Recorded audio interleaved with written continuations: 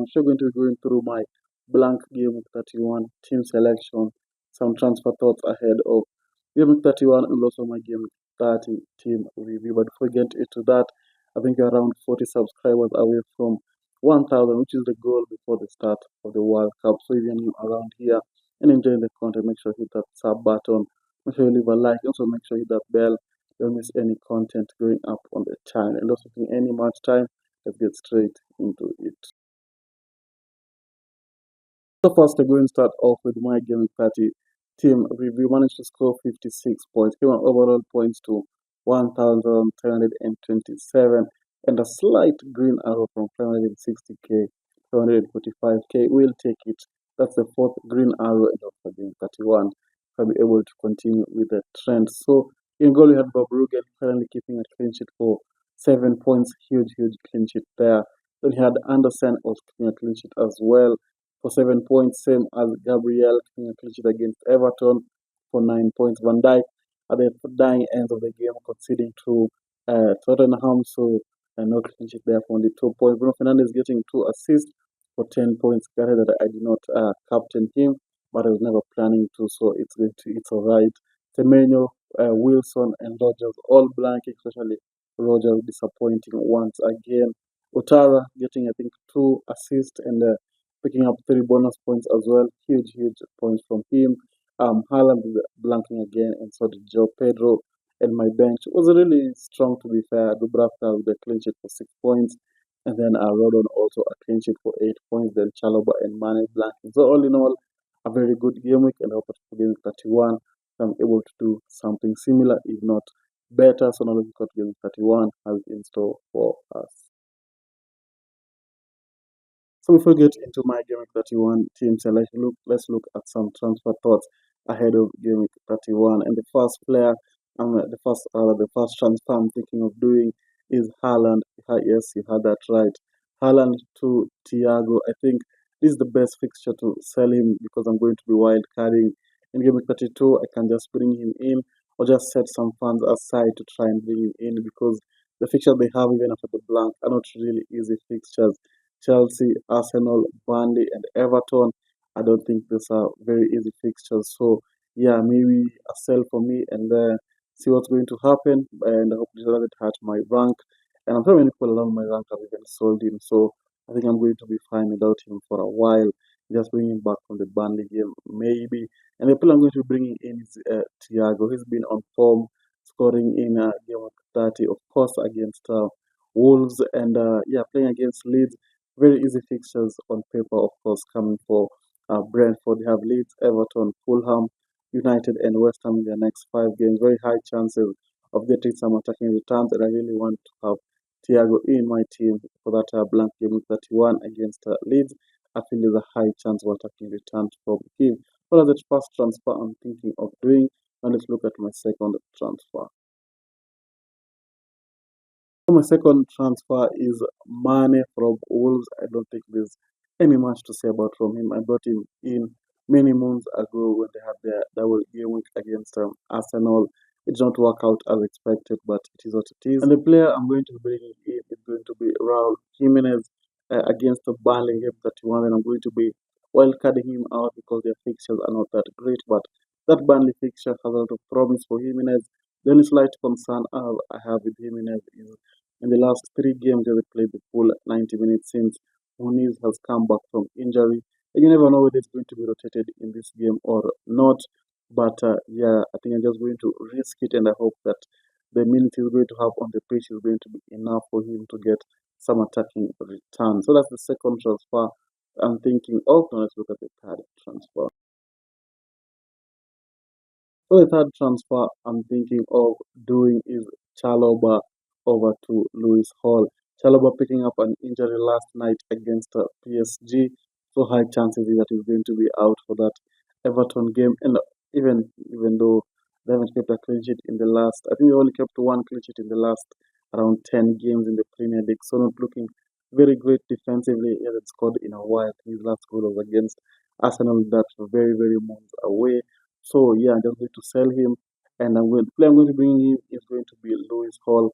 He had a very good game against Barcelona, getting 2 assists And yeah, that's really sold for me. It was between him and Malik Tiao, and I really like how he played today. So I'm going to be going for Lewis Hall in there, playing against Sunderland in Black Game 31.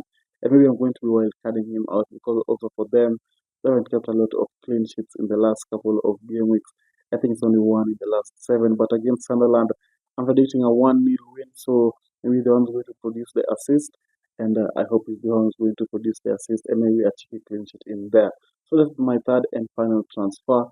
Let me know in the comments what do you think about my transfer. So those transfers in mind, let's look at my game 31 team selection. So this is how we're going to be lining up in game week 31. In goal, we're going to be having Verbruggen, of course, not predicting a clean sheet in there as I predicted with the Newcastle Sunderland game. I think this is going to be a very interesting game. If he gets a clean sheet, hey ho, but I think I'm just going to be hoping for some save points. And finally, I'm going to be wild carding Verbruggen out using my wild card. That was the last game with him in there, and I hope he's going to be able to perform. Then the next player is going to be Anderson against Burnley. Very, very high chance of a clean sheet in there. Even a cheeky attacking return. Burnley have been very poor from set pieces, so I do hope that Anderson can have something to say about that. Then the next player is going to be Van Dijk playing against Brighton. So already you see a conflict there between Verbruggen and Van Dijk. But to be honest, I'd rather have Verbruggen clean sheet compared to Van Dijk scoring a goal. So yeah, that's why I hate having this type of conflict. Then the last player on the team is going to be Lewis Hall against Sunderland. I've already spoken about him in my transfer thoughts segment. So just hoping for a clean sheet in there, maybe an cheeky attacking return as well. So that's the defense. Now let's look at the midfield. So this is how the midfield is going to be looking like. Going to be having Rogers in there against West Ham. If you watched one of my short videos, I said Rogers is a must sell. He's been absolutely woeful. But for me, for the circumstances of my team at this moment in time, I don't think I can afford to sell Rogers taking a -4 instead, or rather, I can just do that and play Rodon instead and do Rogers to Salah. But I don't see the point in that. But I think it's a very strong possibility. But for now, we're going to have Rogers in there. Then we have Wilson against Burnley, just hoping for some attacking return. Very poor performance in game 30, and I do hope we're able to improve in that against a poor defensive Burnley team. The next player is going to be Utara, just hoping for as a replica of what he did in game 32 assists and picking up the bonus points. He was very, very good in that game and not been able to do something similar. Then the next player is Bruno Fernandes chasing the assist record. So I do hope that in this game can be able to get those assists. It is also going to be my captain. But although I'm really skeptical about captaining someone who's going to be playing fast, because what happens when he blanks, then you have to sit at the edge of your seat for the rest of the game, we're hoping for some attacking returns. So a very risky captaincy pick in there, but I do hope we're going to be able to pay off. So that's the midfield, looks full of goals and assists. Are we going to be able to perform? Now let's look at the forward line. So this is how the forward line is going to be looking like. We'll be having Thiago in there against Leeds. I think this game has the possibility of producing some very good attacking returns for Thiago, and I do hope he's going to be able to live up to those expectations. Then the next player is going to be João Pedro. I just think I don't have it in me to sell João Pedro. He's been very, very good for me ever since I bought him, so I'm going to keep him in there and hope against Everton. He's going to be able to perform. There's a slight risk about rotation, but with that being said, he was subbed off, I think, in the last 55th minute against PSG. So I'm sure he's going to start against Everton, and I hope he's able to produce some attacking returns.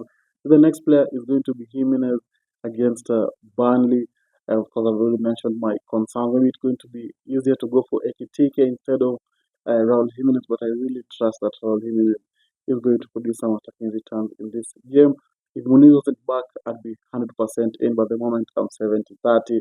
So just hoping that he's going to start and do something in those 70 or 60 minutes. He's going to be on the pitch and on the bench, having Dubravka, Gabriel, and Semenyo both blanking and Rodon in there against Brentford, who had a very good game that picking up 8 points.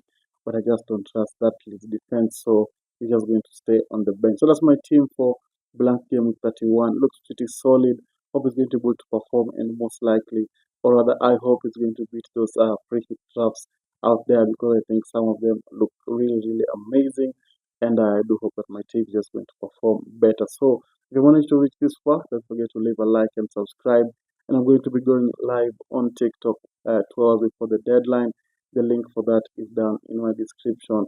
And I'll see you all guys later. Bye bye.